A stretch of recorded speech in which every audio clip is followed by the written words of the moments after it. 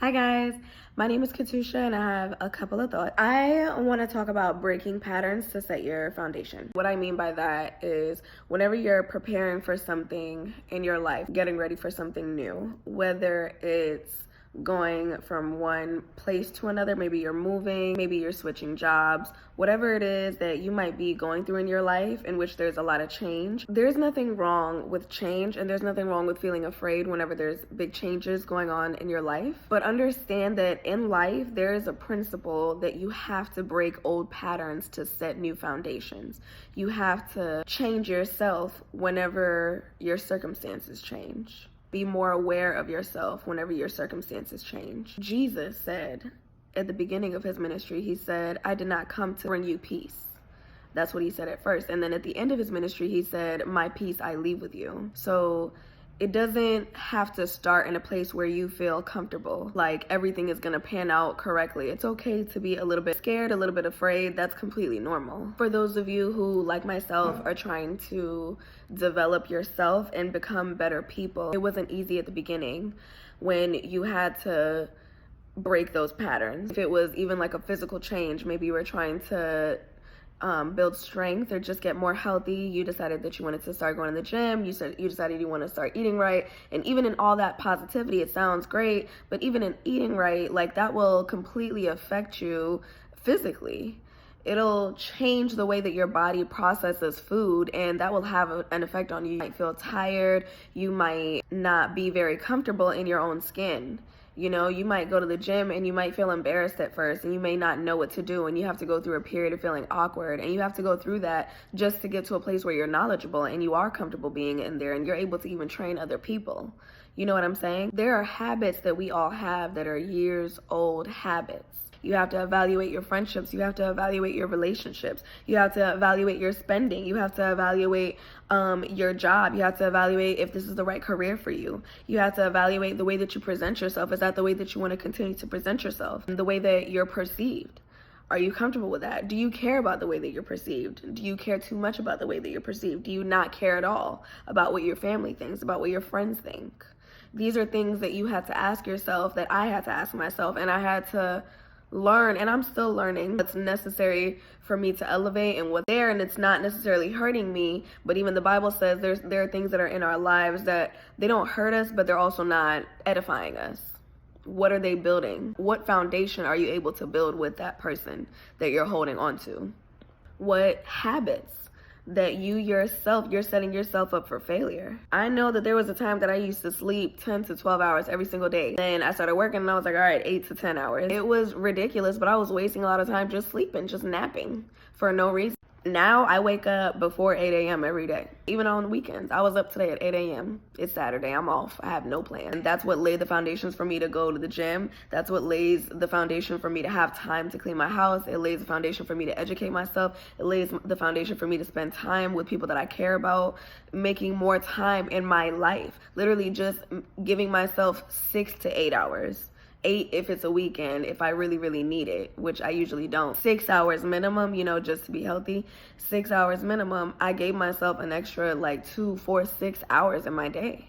That completely changed my life. Just breaking that one habit of sleeping in all the time as much as I possibly could. And it wasn't easy. It wasn't like I just woke up earlier and earlier every day and I went from waking up at 10 a.m. every day to waking up at 6 a.m. No, I used to wake up and be like, why am I up before the sun?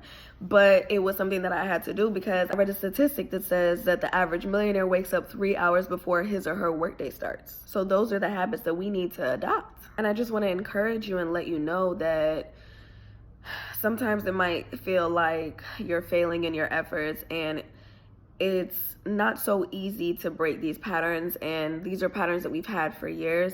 And sometimes when we look at ourselves, we might be a little bit too harsh on ourselves and think that we're not moving at too quickly a pace.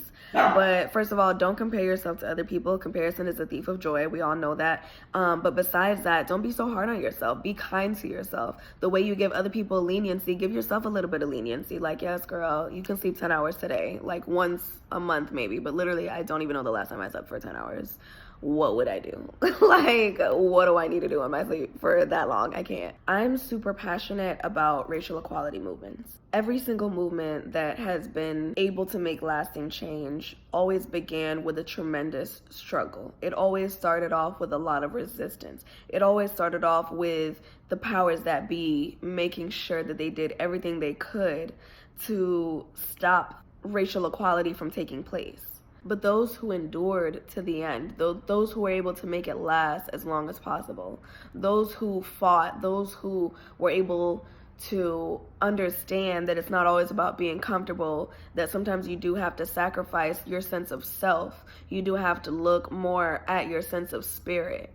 You have to look more at what matters. You have to look more at what matters for everyone and not just for yourself as an individual. Those people who understood that, they were able to make lasting changes that we see today, things that we really do take for granted, unfortunately, but things that we still are able to say that we have. Look at the US organization. The US organization was started in 1965. It became popular in a lot of urban areas, a lot of the same areas as the Black Panthers. And even though the groups had different methods, they both aimed to bring equality, to bring a lasting change to the Black community. Unfortunately, the FBI started a program. It was called the COINTELPRO program, which is the counterintelligence program. They manufactured a rivalry between the Black Panthers and the US organization. And unfortunately, they were able to get a lot of people killed and a lot of people hurt because of this rivalry that really did not exist. And despite all that, even though they faced a lot of things that were aimed at dividing Black people, they were still able to unify Black people under different umbrellas. For example, the US organization is responsible for Kwanzaa.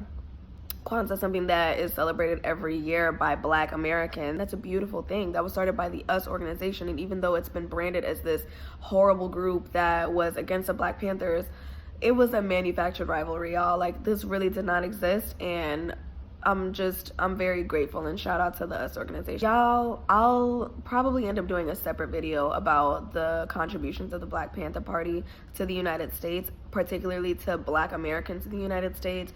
They are a beautiful organization, and shout out to y'all as well. If you think about everything that went on in the 1960s in Africa, while all of these countries were gaining independence, look at the struggle that we had to endure in Kenya. I'm Kenyan, for anybody who didn't know. I asked this the other day on my story, do you guys know what these colors represent? Because these are colors that are in a lot of African countries' flags.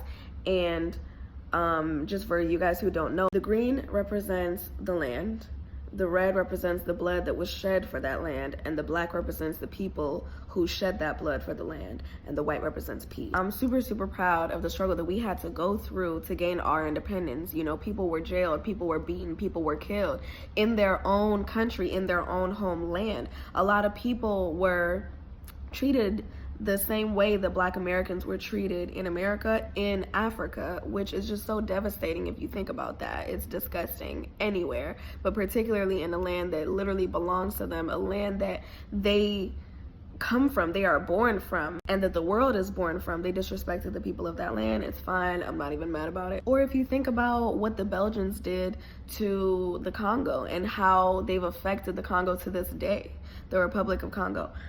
Think about the speech that was given before President Lumumba spoke by the Belgian King Leopold. I think he was Leopold III. He came and he was this young guy. I was actually watching a documentary with my mom about this the other day.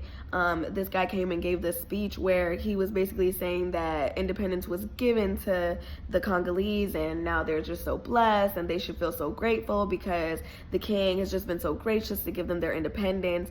And President Lumumba went on the stage and he gave a speech that pissed everybody off, and he was like, you know, first of all, I want to acknowledge the people that had to die. I want to acknowledge the people that had to fight. I want to acknowledge the people that had to sacrifice their selves, the people that had to give themselves, their individual selves, their blood, for the sake of their countrymen, for the sake of the people of the Congo, for the sake of their people. And Lumumba went and gave this beautiful, beautiful, impassioned speech. And unfortunately, later on, he ended up being killed for that. But still, his spirit lives on today. So it's important for you guys to understand, like, there has to be a struggle, but at the end, it brings peace. Like, it brings self-respect, it brings dignity for you to better yourself on an individual scale and to seek the betterment of your people on a larger scale. It's so important, and it's so fulfilling. That is something that I encourage everybody to do. And then to bring it back to God, let me read this passage from Ephesians 5 verses 3-5. It says, "We also have joy with our troubles, because we know that these troubles produce patience, and patience produces character, and character produces hope.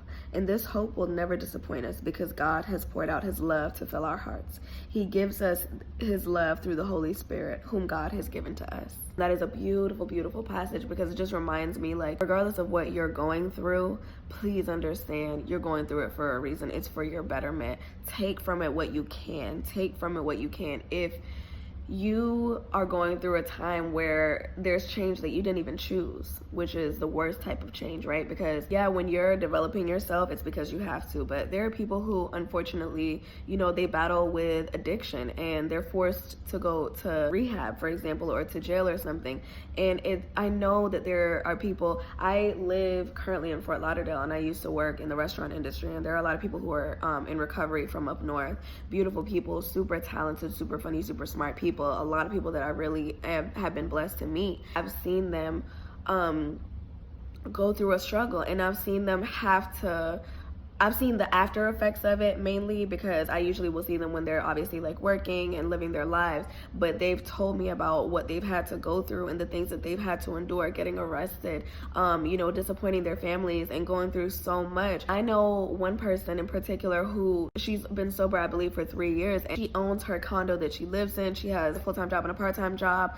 Like, she is living her best life, and she can only get better, and I'm so proud of her. And there are people who have that same story.